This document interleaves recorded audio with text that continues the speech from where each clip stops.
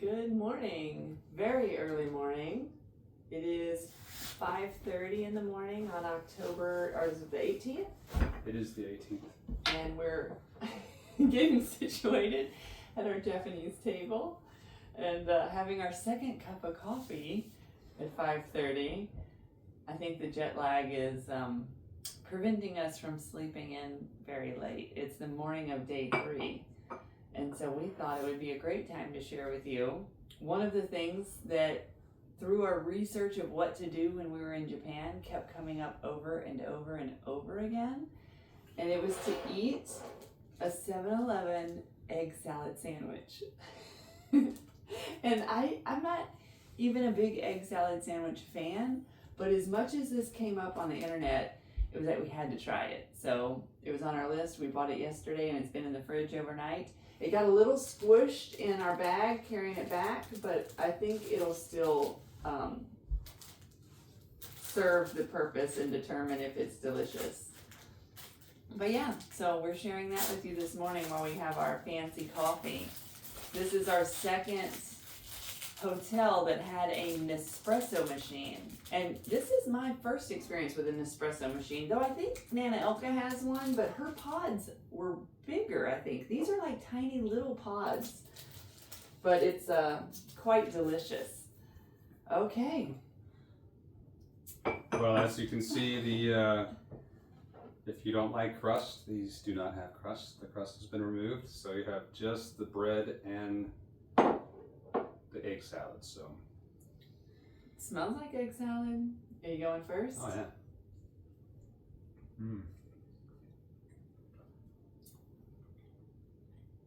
That's good. That is good. I mean, considering it's a convenience store pre-made sandwich, Yeah, this is awesome. this bread is so soft.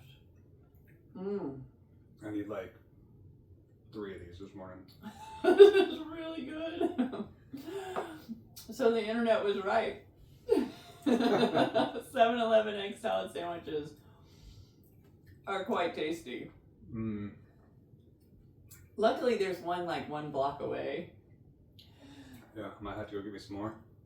So thrifty travelers on the internet, it almost looks like they do all their meals from 7-Eleven. 7-Eleven has so much stuff, truly. Amazing selection.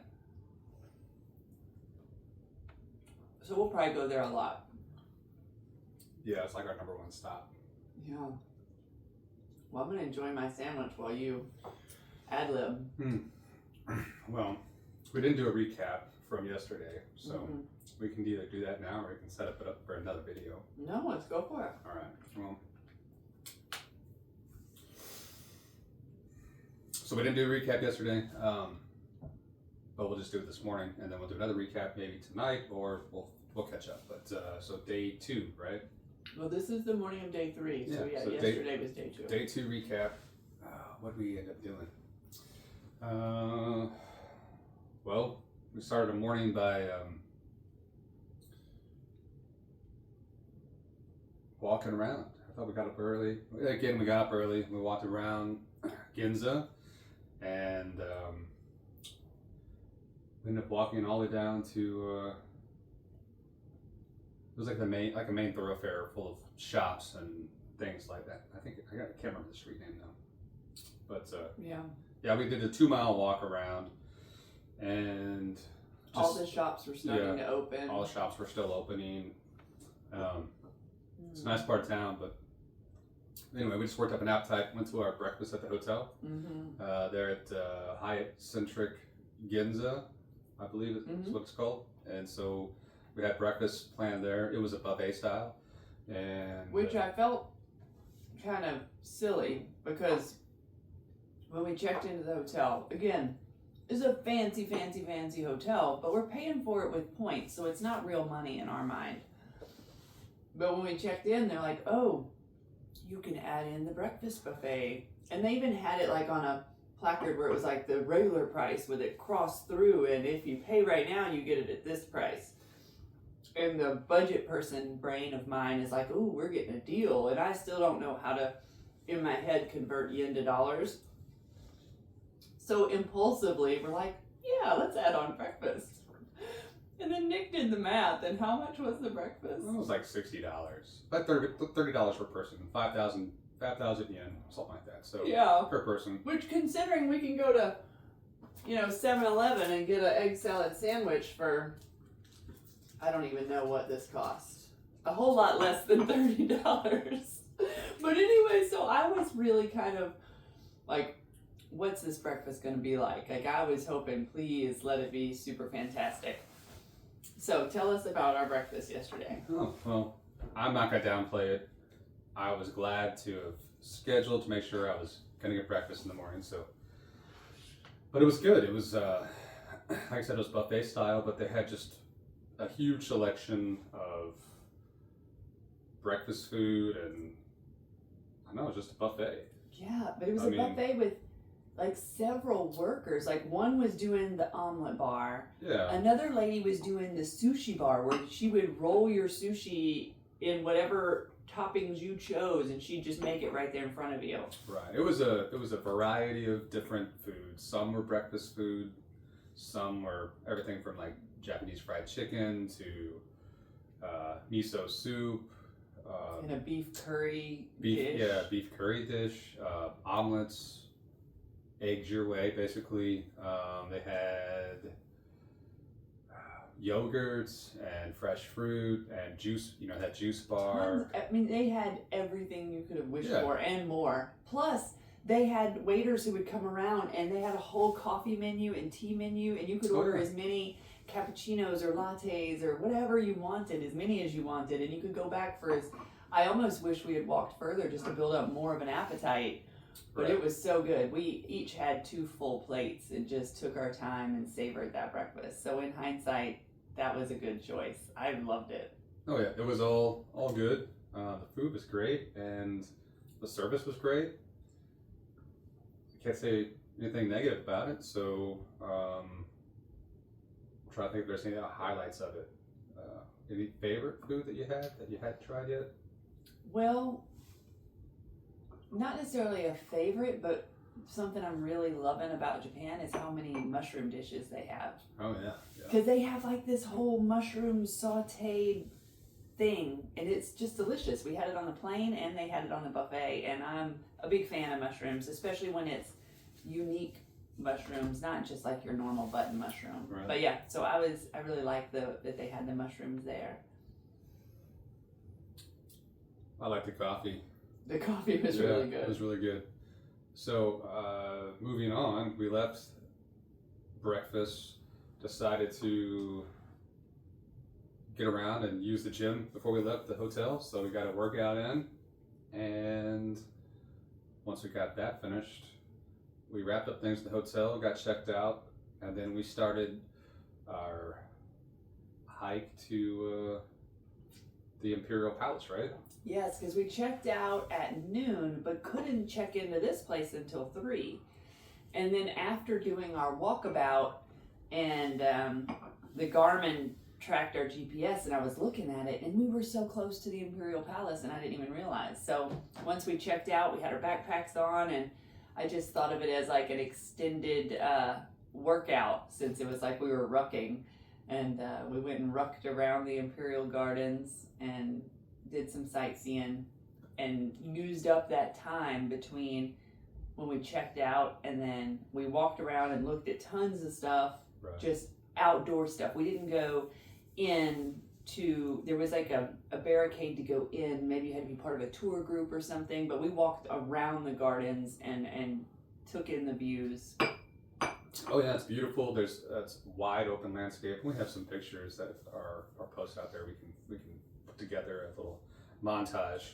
Mhm. So, but it was just a beautiful green area in the middle of the city, and the Imperial Palace and all is surrounded by a giant fortified rock walls that are surrounded by a moat, which is really cool. Yeah. Very medieval like, and there's still gates. There are guards that are standing on the gates and the bridges that have for entering into the access. Some have police stations. There are little police stations around where they have their little guard shacks posted, but then the actual Imperial guards actually stand at the gates at some of the areas too. So that's pretty neat. And according to the internet, that is where the emperor lives. Yeah. Yeah. So the Imperial Palace was cool. We did not go in. We didn't partake in the tour groups or anything like that. But just being out there and around it is really nice area. So. And the weather was amazing. Like it was right at 78 degrees, I think, with a nice little breeze. Like it was perfect weather. It's good weather. So we wrapped that up, killed some time, and then we got to the subway and we headed to our next adventure, right? Mm-hmm. Yep. Took the subway and then arrived here, which we filmed and you've seen our original impression of how different this town is than Ginza. And once we got checked in, dropped our bags, and could then walk around unencumbered by the weight of our bags, it was really cool. Like there is so much here and it's so different. It's very touristy here. Oh yeah, extremely. More so than Ginza was. I don't think I noticed any tourists in Ginza other than other people speaking English at our hotel. Right. But here seems to be an Asukasa. Is that where we're at? Asukasa? In this town, it seems to be a lot of Japanese tourists, or at least Asian tourists, because you can rent kimonos here, and so everywhere you're walking there are young girls in their kimonos, and you've got the people carrying the it's like a horse-drawn carriage, but instead of a horse, it's a human pulling the carriage around. And so there's all those little two-wheeled carriages bringing tourists around, and there's just tons of tourists here. Tons. Oh, yeah, definitely. And lots of souvenir shops. And we're right next to is it called a temple? Yeah, it's a temple. Okay. Yeah. Right next to a temple. And so everybody, I think the temple is what's drawing all the tourists here. And the streets lining on the way up to the temple are just filled with like souvenir booths, and then the booths where you can purchase, I don't know what you call them, but they're like the relics or something that you're for the temple. It's something related to the temple. Oh yeah. I don't remember what it's called. Once we get, we'll do a follow video. I think we'll try to do like a little walkthrough this afternoon or this morning when things are starting to open up, and get you a view of what the crowds look like. Yeah, it's quite crowded. Yeah, it's a lot busier than obviously than Ginza was, but yeah. So we got here, we got checked in, and then immediately upon getting off the subway, it was a lot more crowded, but and definitely more touristy. So I would say that the other side of town was kind of more like, what I likened it to, like maybe Fifth Avenue in New York, or Beverly Hills Drive, like Rodeo Drive, maybe. Like they're talking the high-end luxury Rolex, Louis Vuitton, Tag Heuer. Tons of stuff. And we felt kind of silly, like rucking with our bags, walking. It was as if we were backpacking down Fifth Avenue, is what it felt like. People were really dressed up. There were really nice cars. It was super fancy.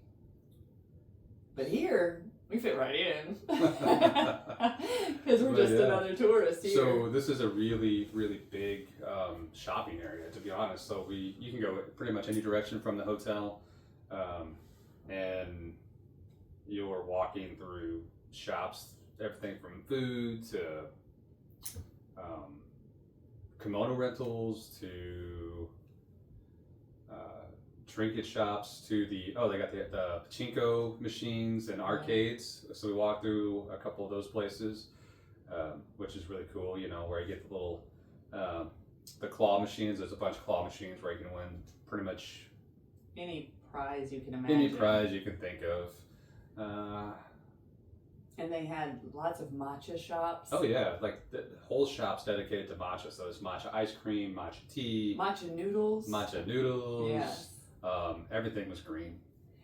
And speaking of noodles, while we were rucking around the Imperial Palace, I was working up quite an appetite. And in my head, I'm thinking, now's the time for some noodles. Well, once we got here, we're walking around and there's so many options that it's hard to decide. And the first thing we decided to do was they had this little booth that sold these fish pancakes filled with like a pudding custard thing. Oh yeah, that custard, or there's some other options too. But yes, but that's the one we chose, and it's like it looks like a giant goldfish cracker-ish, like it's a pancake shaped like a fish, full of and it's a warm thing. Oh yeah, it's warmed up. Yeah. And the custard on the inside was very good, so we shared that to kind of stave off our hunger. And then also while we were walking past the line of booths toward the temple or the shrine, they had a booth selling like these little fried balls. I wasn't even sure what they were, but I chose the sesame one and you chose the curry one. And so we snacked on that too, which were very good. I still don't even really know what they were, but fried, flavorful. It wasn't much. It was like a little tiny little appetizer. Yeah, it was a snack. But then it came time where we're like, okay, we want some real food. We were almost at like 3 o'clock now and getting hungry because we hadn't had anything since breakfast. Right. And I was trying to find one of those conveyor sushi restaurants where you just sit in the booth and the conveyor goes by and you take the plate of whatever sushi you want to try. We didn't see one of those. But what we did see was another place I really wanted to try, which is where you walk into the restaurant and you have almost like a vending machine where you input your money and then there's all the pictures of the different menu items and you just touch the menu item you want and ticket comes out and then your change comes out.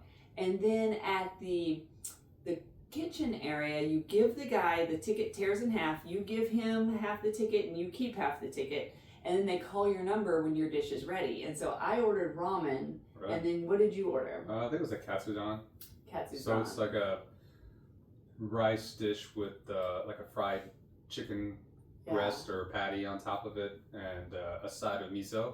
Yes, soup. And when we got the food, it was very, very good. And we were looking at how much we paid, and it was like $3 a dish. Like it was so inexpensive for a big old bowl of ramen, and it was very efficient. Like that was quick and easy. It was like your food was ready so fast. And we sat down, and they had signs that because the Google Lens app can translate, so you can just take and hold your Google Lens up to any sign and it'll translate it to English for you. And there were all sorts of signs like don't be loud, don't take a long time, if you're an individual person, sit at an individual table, and if you sit at a table that holds more people, then other people can sit with you. You could tell this restaurant was built for efficiency. Right. And it served its purpose. Yeah, the sign said so itself. It said, this restaurant is self-service. Please, I don't know, basically, please help comply, basically, you know, and self-service, you know, do your part. So, yeah, you pick your tray up, you go sit down, eat, you take a tray, you stick it at the return, and you're done. But one thing we noticed is that the food, well, foods and goods here are actually really reasonably priced. We're not talking like Central America prices, you know, but comparatively, like for a meal and so forth, I think it's very affordable. And it all just depends on what you're looking for. So clearly at the Ginza Hotel, you know, having a $60 breakfast isn't necessarily something you want to do every day. But it's nice to know when you're here, you can find budget food options, and they tasted delicious. I did not feel like I was missing out at all by having a $3 bowl of ramen. Like it was really good. Right. And then after that, I was really curious to go see the river because they have a whole park along the river. And so we just meandered along and found the river and did the river walk, and it was quite scenic. The Skytree Tower is right across the river, and you can see it right from our room, and it was quite beautiful when it lit up last night and the full moon. Like it was really beautiful out. And so we did the river walk, and after that we were kind of in the mood for a cocktail. And again, the same challenge of there's so many options, where do you go? Right. And Nick first spotted this bar on a corner that kind of looked more like something you'd see in America in my mind. It had clearly full of tables. And I mean, though that was a good option, I wanted to keep going just to explore a little more. And I don't know what made me do it, but we were walking down the road and there was this wooden framed entryway with a stairwell that just went down, and you couldn't even, it like went down and around, but the signage on the outside clearly indicated like they had drinks there. So I was like, let's just try this. And it was kind of a leap of faith. And Nick just followed along. He was like, all right, let's try it, you know, because I wasn't sure. I was just feeling a little adventurous. But when we went down there and opened up the main door, there was a hostess there, and we asked her, like, is it okay to just order a drink? Because again, we've heard you've got to have reservations here. Like, not all places you can just walk in. But we knew it was really early. At this point, it's like 5:30, 6 o'clock. Yeah. And so it's still very early for dinner around here, I think. And she was like, oh yeah, come in. And you had to take off your shoes. And they had these little, almost cubby holes with a wooden key. And so you put your shoes in the cubby hole and you just walk in your socks. And she took us to the bar. But on the way to the bar, you passed all these different booths. I'll call them booths. They were like squared off sections for families to eat. And the table was low like this, but there's like a hole down in the ground where your feet dangle still. But instead of sitting up high, it's like the table is low and your feet dangle down. Right. And each room was like partitioned off where it was like you had privacy. And it just looked like the neatest place. And then she sat us at the bar, and they brought out the menus that had English translation on it. And there was a whole entire page of sakis to choose from. Yeah, there was a 4-page drink menu. Yeah, it was like a wine list instead of a sake. So. Yes, and then they had all sorts of food too, but we weren't hungry at all. And so we each ordered a couple drinks, and the bartender, who could have been the owner for all we know, he seemed so vested in his craft. Like he even made 2 sushi rolls. I don't know if you call them sushi rolls. It was like sushi. Or nigiri. I'm not even sure. It was like just a cube of rice in a little dish of a sauce with tuna, and then just the most beautiful toppings on it. Like it was like art. And he just gave that to us. And then I loved how you were so willing to try out your Japanese. Oh, yeah. Because the Google Translate app will tell us, you know, what the words are, and Nick was all about it. He was like trying to conversate, and the bartender was like, oh, that's really good, because the bartender could speak some English as well, and so they went back and forth, and we're really practicing just the basic phrases. So you are much more daring than I am. I still have a hard time just trying to say the Japanese words. Yeah, but no, it was so it was good. It was a cute little bar. And they had good food, and at least the sushi was good. So that was nice. It was complimentary. So yes, and the couple that came in, what they ordered was fascinating. I'm not quite sure what it was, to be honest. We were trying to look at the pictures on the menu to figure out what it was, right. And the best we could tell was that it was squid. Yeah. But it came out in like this little tower with a little grill grate, and with a piece of like a leaf, like a firm leaf, and then the pile of goopy squid, like liquidy squid, and then they lit the fire to where it cooked on this leaf, and it just sat there, and they'd kind of use their chopsticks to make sure it was all cooked the way they liked it, and it was a bit odoriferous. It was a little aromatic, yeah. Aromatic. Yeah, for sure. But it was really neat just watching them do their thing. And but yeah, it was a lovely way to just have a cocktail and really felt immersed in the culture. And to think this was just underground, which makes me wonder, like right now when we're walking around, we're just seeing all the things on the ground level. Yeah. There could be a whole nother world one layer down. Oh yeah, definitely. Do you want to talk about your sake? it was good. I don't know what to say. I think there were so many to choose from. I didn't even know. I just kind of picked the first on the list. And then there was another one that had classic in the name, so I was like, I'll try that one. Right. Because I tried 2 different ones, just a single pour. Was that the one from Fukushima? The classic one was from Fukushima. So all of them are, on the menu, they had them separated out by the region in Japan where they were brewed. Right. I think he said it was most eastern region, I think, is what he was talking about. At least, I think that's what he said. But that second one, we found in their full menu where it really described each of the sakis, and with the Google Translate I could kind of read the descriptions, and the second one I ordered talked about how it had an umami flavor, and I was thinking I've never tried a sake that had an umami flavor, and it really did. It was very good, but it was a different flavor than I've tasted before in a sake. So yeah, it was really good. Do you want to talk about your... Oh, was it scotch?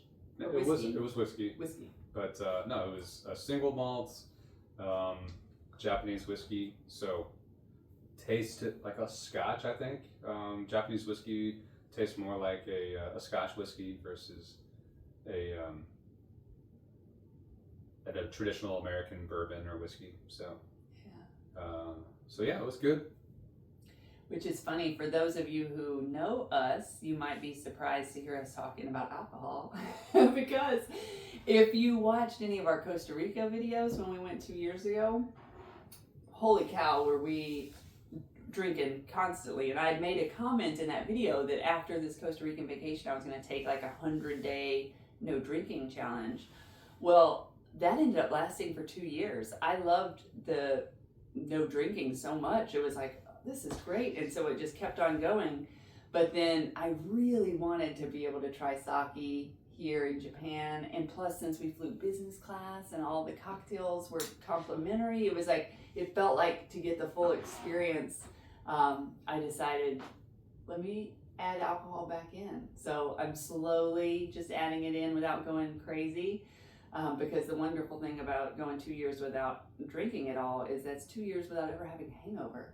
So it's like I'm very pacing myself to still sample the delicacies of the region without going over the top. Plus, I like being able to have our mornings just be able to go walk or run or exercise. It's kind of nice. So, yeah. Anyway, enough of that AA. So, this cross-legged sitting is making my legs go to sleep. How do the Japanese do it? They practiced a lot. You know, very flexible. Yeah, we had cocktails at the bar, which was really cool. It was just a neat little vibe, I think. Yeah, I wish I had been hungry, because I imagine anything we would have ordered food-wise would have been amazing. I think that would have been good. But I'm really glad we got to try that restaurant with the little button. Oh, me too. That's fun. That was something I'd seen online. I'm like, oh, I want to do that. And it was really fun. So, but that was pretty much the evening. We walked around a little bit more. Oh, we found a drugstore, you know.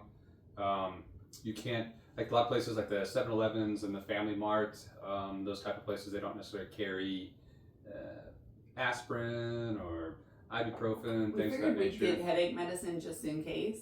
Right. But I have clarity of mind. But in any case, no, we figured we'd get some, because every once in a while, if you get a headache or whatever, it's nice to have some on hand. And I didn't bring any just because I was gonna mess with customs and having a bunch of different stuff that I brought as far as medication and so forth. So I just left everything at the house and figured out if I needed some basic, painkiller stuff like that, then I would just get it here. So, but yeah, so they have drugstores around here. That's where you would get most of your basic over-the-counter stuff. And if you're looking for that, I think it's super easy. Just Google a drugstore and it'll find it for you. Which is not something that we've really been able to rely on.